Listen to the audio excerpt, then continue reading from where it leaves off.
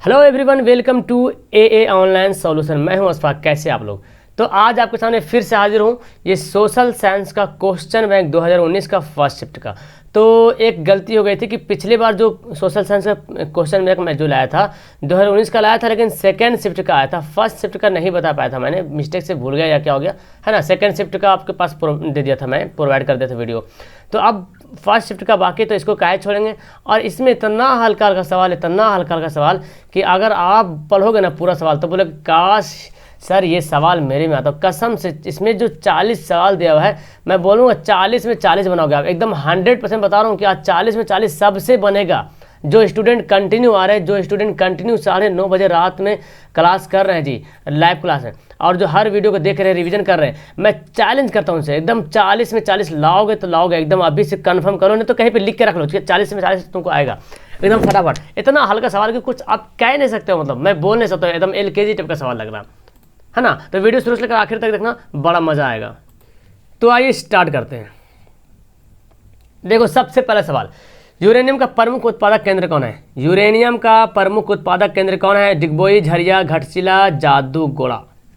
किसको नहीं पता कि यूरेनियम का प्रमुख उत्पादक राज्य कौन है, कौन सा जगह है, केंद्र कौन सा है? जो कंटिन्यू पढ़ रहा बच्चा एकदम 100% बोलेगा सर जादूगोड़ा, जो कि झारखंड में पड़ता है जी। जादूगोड़ा जो यूरेनियम का प्रमुख उत्पादक केंद्र माना जाता है। ठीक है, तो आंसर क्या इसका हो गया? एकदम डी इसका बिल्कुल करेक्ट आंसर हो जाएगा। आगे बढ़े, मैं थोड़ा सा वीडियो फास्ट करूंगा। अगर आपको लगता है कि मैं फास्ट कर रहा हूँ ना, तो वीडियो को पहले रोक लेना और उसके बाद आंसर दे देना, अपने से लिख लेना कहीं पे, उसके बाद वीडियो चालू करना, फिर मिलाते जाना कितना सही बना रहा हूँ। लास्ट में मुझे कमेंट करना कि 40 में 40 आया कि नहीं आएगा। मैं पक्का बोल रहा हूँ, बहुत सारे स्टूडेंट है जो 40 में 40 लाएंगे। तो आगे सवाल पढ़ते हैं जी। नेक्स्ट सवाल है, चावल कौन सा फसल? इतना बार मैं सवाल करवाया हूँ, इतना बार करवाया हूँ, अगर 9:30 जाओगे ना तो पक्का एकदम टिक आउट करो। चावल कौन सा फसल? खरीफ, रबी, जायद या इनमें से कोई नहीं। तो चावल जो है खरीफ फसल है। ठीक है, चावल क्या है? खरीफ फसल है। और रबी फसल आपका गेहूं है।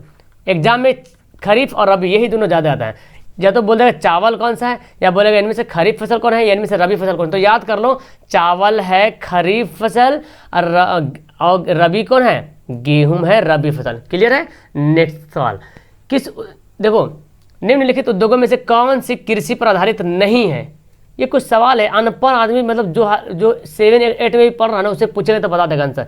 कौन सा है जो कृषि पर आधारित नहीं है? सूती वस्त्र कृषि पर आधारित है, सीमेंट, चीनी, जूट उद्योग। तो एक तो ऑप्शन ऐसा लग रहा कि एकदम इसको तो सीमेंट को कृषि से कुछ लेना देना ही नहीं है। सीमेंट को कृषि से क्या लेना था भाई? ये जो सीमेंट अलग ही है, पूरा कुछ अलग है। सूती कपड़ा तो जानते हैं, जूट वूट का इस्तेमाल होता है। चीनी तो गन्ना है, जूट वस्त्र तो कपड़ा से पेड़ पौधा से रिलेटेड है ही है। ठीक है, तो इसका आंसर क्या हो गया? बी हो गया। इसमें तो सोचने वाली कोई बात ही नहीं है। उम्मीद करता हूँ सब सवाल। अरे बाप रे, इतना हल्का सवाल। सुनामी कहाँ आती है बताओ? कौन बताएगा? नहीं, कौन नहीं बताएगा? सुनामी कहाँ आता? स्थल में, समुद्र में, आसमान में? तो बोले यार सुनामी सर आसमान में आता। काश आसमान में आता है, समुद्र में आता है। काश मेरे एग्जाम में ऐसा सवाल आ जाए तो कसम से बताओ छक्का छोड़ा दीजिएगा। और आप याद रखो, ये जो 2021 में एग्जाम होने वाला है ना, 2021 में जो एग्जाम होगी, इतना हल्का एग्जाम सवाल होगा ना मेरे ख्याल से, बिकॉज सरकार जाने कि बच्चा का तो पढ़ाई एकदम ठस सोया हुआ है। ठीक है, और आप लोग पढ़ रहे हो मेरे तरफ से, अब मेरे तरफ से इतना पढ़ रहे हो, मैं भी इतना मेहनत कर रहा हूँ, तो ये सब सवाल को गर्दा उड़ा दीजिएगा। कौन सी निम्न नदियों में से किसे बिहार का शोक कहा जाता है? लो बिहार वालों, मजे करो आपका। बिहार का शोक किस नदी कहते हैं? कोसी नदी को कहते हैं बिहार का शोक, क्योंकि हर साल कोसी नदी में बहुत सारी कश्तियां जो है डूबती है, सफीना डूब जाता है ना। तो इसीलिए बिहार का शोक कहा जाता है कोसी नदी को। अगला पढ़ते हैं, सूचना का अधिकार अधिनियम कब लागू हुआ? कौन नहीं जानता है इसको? मतलब जितना सवाल है ना बहुत बार, इसलिए तो बोलता हूँ 9:30 बजे आया करो। एकदम रिवीजन क्लास होता है, रिवीजन में डिवीजन है, ये क्लास चलता है, रिवीजन में डिवीजन। हाँ, तो सूचना का अधिकार अधिनियम कब लागू हुआ? 2005 में, 2005 में, है ना। नेक्स्ट सवाल पढ़ते हैं जी। वर्तमान में नेपाल में शासन प्रणाली है, कैसी शासन प्रणाली? लोकतंत्र, राजतंत्र, रासायनिक तंत्र या कोई नहीं? तो पहले नेपाल में जो है ना राजतंत्र, राजा वगैरह का चलता था। ठीक है, कुछ दिन पहले। ठीक है, 2006 से पहले, मेरे ख्याल से 2006 में शायद ये हुआ, तो फिर लोकतंत्र वहाँ पे लागू हो गया। यानी कि वहाँ भी प्रधानमंत्री या राष्ट्रीय जनता के हिसाब से चुनाव होता है। ठीक है ना, तो आंसर क्या होगा हमारा? ए इसका राइट आंसर होगा। WTO की स्थापना कब हुई? इतना हल्का हल्का सवाल आ रहा कि शायद आप मुझे कमेंट करके जरूर बोलोगे सर इतना काश इतना हल्का सवाल मेरे पास आता। WTO world trade organization, world trade organization full form याद रखो। इसका संगठन का की स्थापना किस वर्ष हुई? 1995 में। 1995 में। इसका मुख्यालय है जेनेवा, जो कि स्विट्जरलैंड देश है, स्विट्जरलैंड देश में है। नेक्स्ट सवाल पढ़ते हैं। भारतीय संविधान के अनुच्छेद 19 में देश के सभी नागरिकों को कौन सा मूल अधिकार दिया गया है? देश के संविधान, भारतीय संविधान जो अनुच्छेद 19 है, आपका जो अनुच्छेद 19 और 17 ये क्वेश्चन ज़्यादा आ सकता है। तो संविधान के अनुच्छेद 19 के अनुसार भारतीय नागरिक को कौन सा मूल अधिकार दिया गया है? स्वतंत्रता का अधिकार, समानता का अधिकार, संवैधानिक उपचार का अधिकार, इनमें से कोई नहीं। तो 9 का जो आंसर आपका होगा ऑप्शन ए होगा स्वतंत्रता का अधिकार। ठीक है, आंसर क्या होगा? स्वतंत्रता का अधिकार। तो इसका आंसर क्या हो जाएगा? ए हो जाएगा, राइट। नेक्स्ट सवाल देखो, सांप्रदायिक राजनीतिक आधारित है। सांप्रदायिक जो राजनीतिक होती है किस पर आधारित है? सांप्रदायिक, धर्म पर, जाति पर, क्षेत्र पर। कितना हल्का सवाल है। इसका आंसर क्या होगा? ऑप्शन हमारा ए होगा, धर्म पर। सांप्रदायिक राजनीतिक जो आधारित किस पर है? धर्म पर आधारित है। क्लियर है। और ये सवाल 2019 का है वो बच्चा, इसलिए ऐसा मत सोचना कि सर जो तो सवाल उठा लिया सर आप बोल रहे 2019 का। नहीं, आप जा देख लो, कॉपी वगैरह किसी का है, क्वेश्चन है तो मिला लो। ठीक है, या तो आपके पास अगर मार्केट में मिलता हो क्वेश्चन बैंक तो ले सकते हैं। प्राथमिक ऊर्जा का उदाहरण कौन सा नहीं है? प्राथमिक ऊर्जा का उदाहरण कौन सा नहीं है? कोयला, विद्युत, पेट्रोलियम, प्राकृतिक गैस। तो प्राथमिक ऊर्जा का कौन सा उदाहरण नहीं है? वो होगा विद्युत। क्या होगा? विद्युत। हमारा आंसर जो होगा वो एकदम बी सही आंसर हो जाएगा। तो क्या आंसर हो गया? बी हो गया। नेक्स्ट सवाल पढ़ते जी। नेक्स्ट सवाल आपके स्क्रीन के सामने हाजिर है कि सौर ऊर्जा निम्न में से कौन सा संसाधन है? सौर ऊर्जा बहुत बार पढ़े, सौर ऊर्जा कौन सा संसाधन है? तो इसका मानवीकृत, नवीकरणीय, अजैव, अनवीकरणीय। तो मानवीकृत मतलब मानव जो बनाता है ना, जानते हैं। नवीकृत तो जानते हैं, नवीकरणीय का मतलब हुआ जिसको हम एक बार इस्तेमाल करें तो बार बार इस्तेमाल करते हैं। क्या ऐसा होता है कि नहीं होता? सौर ऊर्जा तो हम हमेशा इस्तेमाल कर सकते हैं, लेकिन अनवीकरणीय का मतलब हो जाएगा जैसे कोयला हो गया, ये अनवीकरणीय एक बार यूज करें खत्म हो जाएगा। ठीक है, तो हमारा आंसर क्या होगा? इसका आंसर क्या होगा? बी होगा, ए नहीं, बी होगा। ओके, नेक्स्ट सवाल है, Tata iron and steel company की स्थापना कब हुई? इतना बार में सवाल करा, एकदम कचाहिन सवाल हो गया। Tata iron and steel company की स्थापना कब की गई? 1954, 1854, 1907, 1915, 1927। तो इसका जो सही आंसर होगा 13 का जो सही आंसर है कहाँ जाएगा? कहाँ जाएगा? हाँ, 1907 में जाएगा। क्लियर है? बिल्कुल। मेरे ख्याल से अब तक सबका एकदम सही में सही आंसर आ रहा होगा। सिखों के 10वें गुरु और अंतिम गुरु श्री गोविंद सिंह का जन्म बिहार में हुआ है, किस नगर में? बहुत बार ये सवाल पढ़ा चुका हूँ रिवीजन क्लास में। ये सब सवाल तो खैर एकदम बच्चा हो गया है, LKG टाइप का हो गया सवाल। हर कोई बोलेगा सर इतना हल्का सवाल क्यों पढ़ा रहे हैं? देखो एग्जाम में सवाल आता है यार, तो मैं क्या करूँ, मजबूर हूँ मैं भी, है ना। तो इसका आंसर क्या होगा? पटना में, पटना में हुआ था। ठीक है, आंसर क्या होगा हमारा? सी। क्या होगा आंसर? सी एकदम राइट आंसर हो जाएगा। ओके, तो नेक्स्ट सवाल पढ़ते हैं। जालियांवाला बाग हत्याकांड कब हुआ? ये कौन नहीं बताएगा? कौन नहीं बताएगा जालियांवाला बाग हत्याकांड कब हुआ था? कौन नहीं बताएगा? बताओ। मैं तो बोलता हूँ एकदम हर कोई बताएगा। 13 अप्रैल 1919 को जालियांवाला बाग हत्याकांड हुआ था, जो कि जालियांवाला बाग हत्याकांड, जालियांवाला बाग पड़ता है हरियाणा डिस्ट्रिक्ट में पड़ता है ना, हरियाणा में पड़ता है। जनरल डायर गोली वगैरह चलवाया था, ऐसा तो कहानी पता आपको। नेक्स्ट है, नई आर्थिक नीति में किसे सम्मिलित नहीं किया गया था? नई आर्थिक नीति में किसे सम्मिलित नहीं किया गया था? नियंत्रित अर्थव्यवस्था, उदारीकरण, वैश्वीकरण, यहाँ पे एक होना चाहिए निजीकरण। तो निजीकरण को किया गया था, लेकिन नियंत्रित अर्थव्यवस्था को नहीं किया था। आंसर क्या होगा इसका? ए। सवाल तो ही नहीं बोल रहा कि नई आर्थिक नीति में किसको सम्मिलित नहीं किया गया था, तो क्या होगा? नियंत्रित अर्थव्यवस्था। क्लियर है? आंसर हमारा ए इसका राइट आंसर होगा। नेक्स्ट सवाल पढ़ते हैं। बोलीविया में संघर्ष का मुख्य कारण क्या था? बोलीविया में संघर्ष का मुख्य कारण क्या था? पानी की कीमत में वृद्धि, खाद्यान्न की कीमत में वृद्धि, पेट्रोल की कीमत में वृद्धि, इनमें से कोई नहीं। तो बोलीविया में जन संघर्ष का मुख्य कारण क्या था? पानी में कीमत की। जितना सारा सवाल पढ़ रहे हैं ना, सब सवाल मैं इतना बार रिवीजन करवा रहा हूँ कि आपको कॉपी में लिखने की जरूरत नहीं पड़ेगा ऐसा सवाल। बस आप पढ़ो, 9:30 बजे रात में रोज आओ। जितना सारा मैं ऑब्जेक्टिव सवाल डालता हूँ ना वीडियो, सब वीडियो को देखा करो, बस रिवीजन करो। रिवीजन में डिवीजन है। सविनय अवज्ञा आंदोलन किस यात्रा से शुरू हुआ था? ये बताओ। सविनय अवज्ञा आंदोलन जो किस यात्रा से शुरू हुआ था? आपको अगर सविनय अवज्ञा आंदोलन का डेट याद होगा 1930, तो बोलेंगे सर 1930 में तो फिर दांडी यात्रा हुआ था। एकदम सही बोल रहे हैं। आंसर हमारा क्या हो गया? क्लियर है? हमारा आंसर तो फिर हो गया सी। इसमें कोई दिक्कत ही नहीं है, इसमें तो कोई दिक्कत ही नहीं है जी। आंसर हमारा क्या होगा? ऑप्शन इसका सी राइट आंसर हो जाएगा जी। ओके, नेक्स्ट सवाल पढ़ते जी। भारत में वित्तीय वर्ष, बहुत इंपॉर्टेंट सवाल है और बहुत अच्छा सवाल है। वित्तीय वर्ष भारत में कब होता है ये बताओ? 1 जनवरी 31 दिसंबर, या 1 जुलाई से 31 जून, 1 अप्रैल से 31 मार्च, इनमें से कोई नहीं। तो इसका सवाल एकदम सरल है, इसका जवाब एकदम सरल है, एकदम सरल है, कुछ कहा नहीं जा सकता। इसका आंसर होगा 1 अप्रैल से 31 मार्च, यानी कि क्लोजिंग डेट जो होता है ना वही होता है 1 अप्रैल से 31 मार्च, इसका आंसर हो जाएगा। तो इसका आंसर क्या हो गया, आंसर हमारा सी हो जाएगा, है ना, 1 अप्रैल से 31 मार्च। क्लियर है। अगला सवाल देखो, 10 मिनट में हम लोग कितना सवाल पढ़ेंगे, 20वां सवाल पढ़ने जा रहे हैं 10 मिनट में। संजय गांधी जैविक उद्यान किस नगर में है, संजय गांधी जैविक उद्यान राजगीर, बोधगया, बिहार से पटना, तो कौन इसका आंसर है बताएगा, पटना में है। और क्या, संजय गांधी उद्यान जैविक उद्यान कहाँ है, पटना में है। इसमें भी सोचने वाली कोई बात है क्या, कुछ नहीं, एकदम हल्का सवाल है। अगला सवाल पढ़ते हैं, राष्ट्रीय महिला दिवस कब मनाया जाता है। एकदम ऐसा लग रहा कि कहाँ से सवाल निकला, इंग्लैंड से आया क्या, एकदम नहीं यार, एकदम बच्चा वाला LKG वाला सवाल लगता है ना। बोल रहा ना, अगर 9:30 बजे आप रात को आए गए तो सवाल आपको ना चटनी लगेगा, चटनी। और मैं वादा करता हूँ जब तक आपका एग्जाम नहीं होगा, एग्जाम, तब तक मैं डेली 9:30 बजे रात को रिवीजन कराता रहूँगा। सवाल आपको ऑब्जेक्टिव सवाल लिखने की जरूरत नहीं पड़ेगा, बल्कि आपको पढ़ते पढ़ते एकदम दिमाग में सेट कर दूंगा मैं। तो 8 मार्च को जो है महिला दिवस, अंतर्राष्ट्रीय महिला, इंटरनेशनल वुमेन्स डे 8 मार्च को मनाया जाता है। अगला सवाल है, गुटेनबर्ग का जन्म कब हुआ था, कहाँ हुआ था। गुटेनबर्ग जो कि क्या बोलते हैं, छापा खाना का आविष्कार किया था ना इन्होंने, बाइबिल पुस्तक सबसे पहले छापा था। गुटेनबर्ग का कहाँ का इसका जन्म हुआ था, तो इसका जन्म हुआ था जी जर्मनी में, जर्मनी में इसका जन्म हुआ था गुटेनबर्ग का। ठीक है, आंसर क्या होगा हमारा बी, एकदम राइट आंसर होगा, एकदम बी क्या होगा, एकदम सही आंसर हो जाएगा। तो पढ़ते हैं अगला सवाल, इनमें से कौन सा संस्थागत वित्त का साधन है, इनमें से कौन सा संस्थागत वित्त का साधन है, सेठ, साहूकार, रिश्तेदार, व्यावसायिक बैंक, इनमें से कोई नहीं। तो इसका क्या आंसर होगा, व्यावसायिक बैंक। कौन है, ऐसे भी देख रहे हैं ना, संस्था वित्त का साधन मतलब पैसा प्रदान करने का, तो व्यावसायिक बैंक होता है जो पैसा प्रदान करता है आपको, है ना, लोन वगैरह जो भी मैटर हो ये आपको देता है।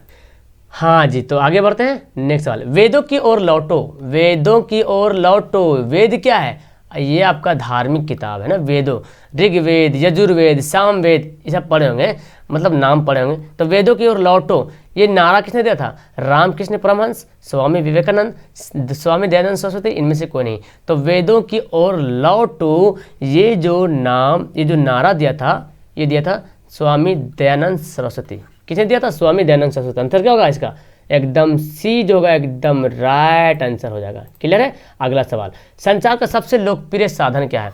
ये सवाल बड़ा कन्फ्यूजन वाला है।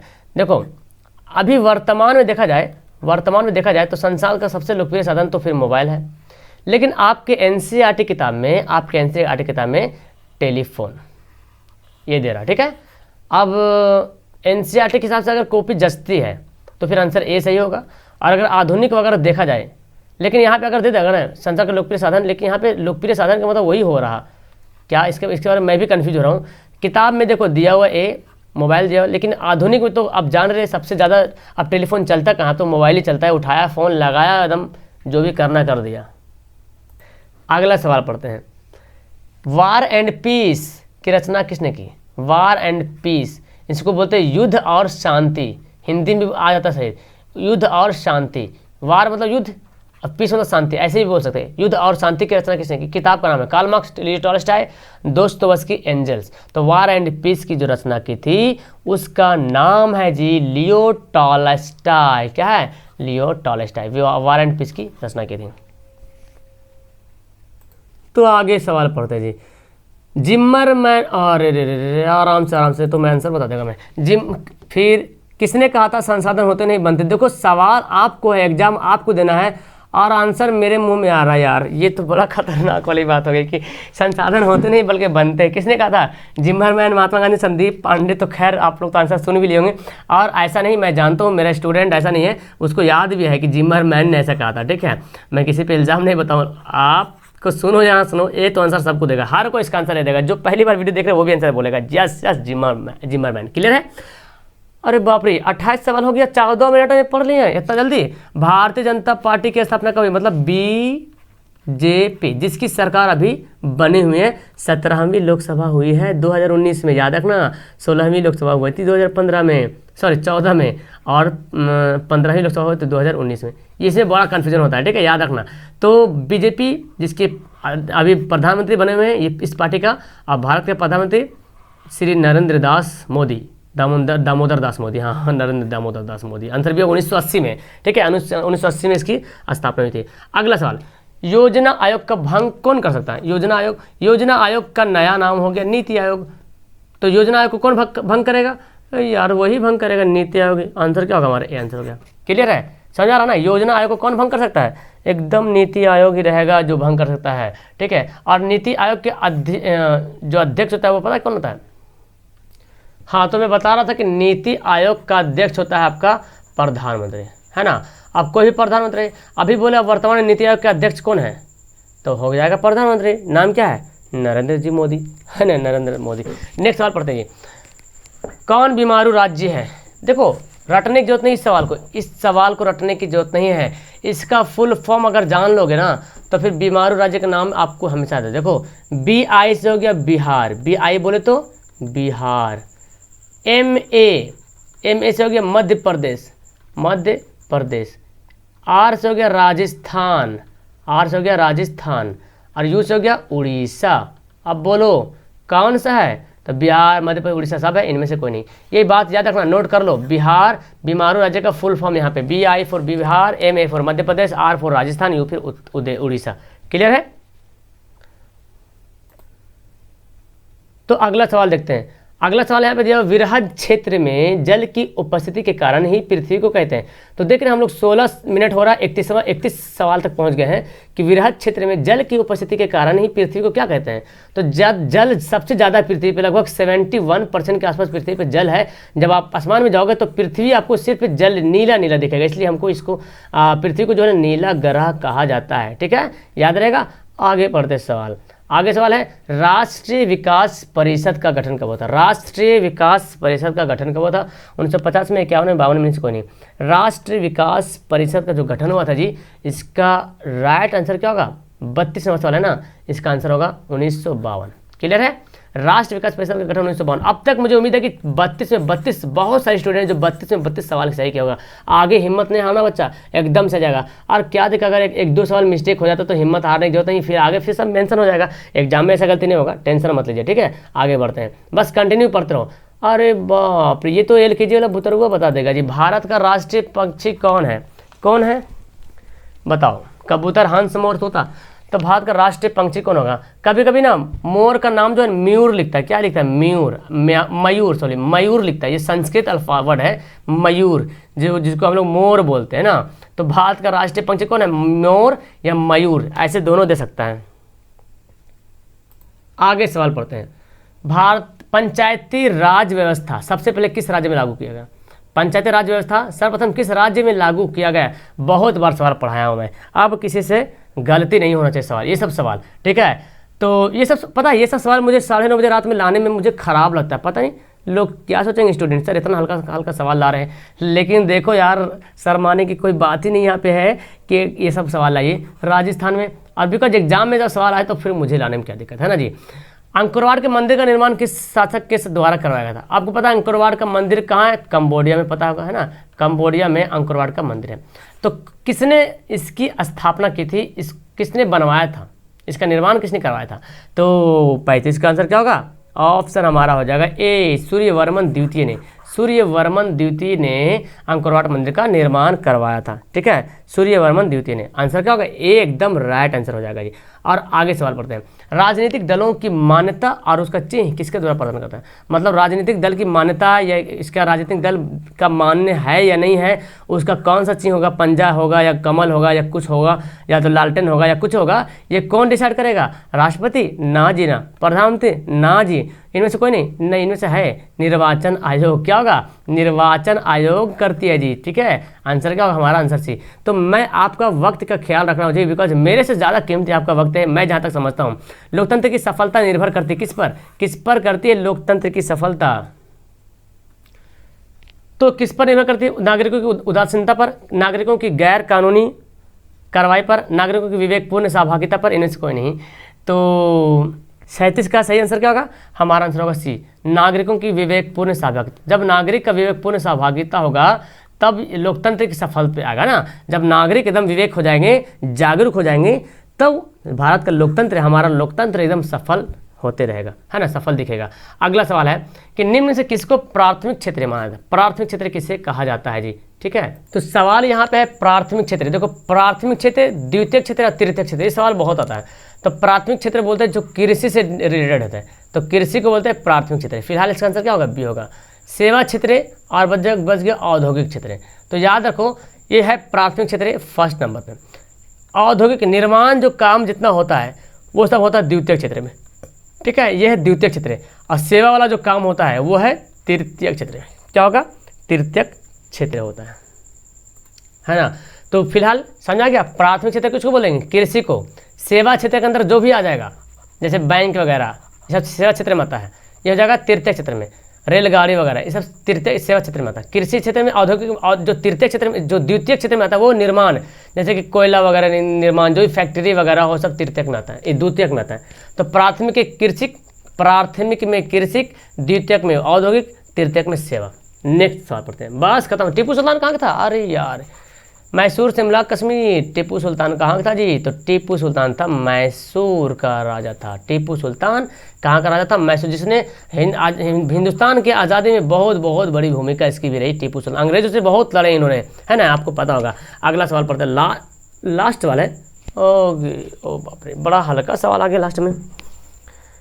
हाँ, किसने कहा बिहार के विकास के बिना भारत का विकास संभव नहीं, किसने कहा था, बिल्कुल। और अभी भी यही है कि अगर बिहार जब तक विकास नहीं करेगा भारत विकास नहीं करेगा। किसने कहा था जी, एपीजे अब्दुल कलाम आज़ाद, नरेंद्र मोदी, राजेंद्र प्रसाद, इनमें से कोई नहीं। तो ये बात जो कहा था एपीजे अब्दुल कलाम, कौन है, एपीजे अब्दुल कलाम, जिसको भारत का मिसाइल मैन कहता है, भारत का missile man APJ Abdul Kalam Azad, ठीक है। तो फिलहाल देख रहे हैं यहाँ पे 40 साल पढ़ने कितना देर लगा, 40 मिनट भी नहीं लगा जी, मतलब कि 20 मिनट या 21 मिनट लगा है ना।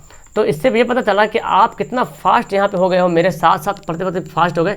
मतलब 30 सेकंड में एक क्वेश्चन, वाह जी वाह। इसलिए मैं चाहता हूँ हमेशा मैं आप कोशिश करता हूँ कि आपका समय बचे। मैं आपका समय बचाने की कोशिश करता हूँ और आप भी अपना समय खुद बचाइए, यहाँ से पढ़ कर जाइए और खुद प्रैक्टिस कीजिए, ठीक है। मैं आपका ज़्यादा टाइम नहीं वेस्ट करता हूँ, बिकॉज मैं चाहता हूँ कि आप सेल्फ स्टडी भी करो। ऐसा नहीं कि मैं पढ़ा रहा हूँ वही पढ़ो, सेल्फ स्टडी भी करो। और देखो क्वेश्चन, ऑब्जेक्टिव क्वेश्चन लिखने की जरूरत नहीं, जो हार्ड सवाल है ऑब्जेक्टिव उसको नोट कर लो यूँ ही एक लाइन से लिख के, ज़्यादा लिखने की जरूरत नहीं। बस आप 9:30 बजे रोज आया करो, डेली 9:30 बजे, क्लियर है। अब देखो अब वक्त आ गया आपका रिजल्ट का। वो रिजल्ट मैं नहीं बताऊंगा, आप खुद बताओगे। नीचे एकदम अपना प्यारा सा कमेंट करना और बताना 40 में कितना नंबर आया। वीडियो कैसी लगी, अच्छी लगी ना, तो लाइक वाला बटन भी आपके पास दिया हुआ है, उसको तो लाइक करना। Okay, that's all, thank you everyone dear, thank you.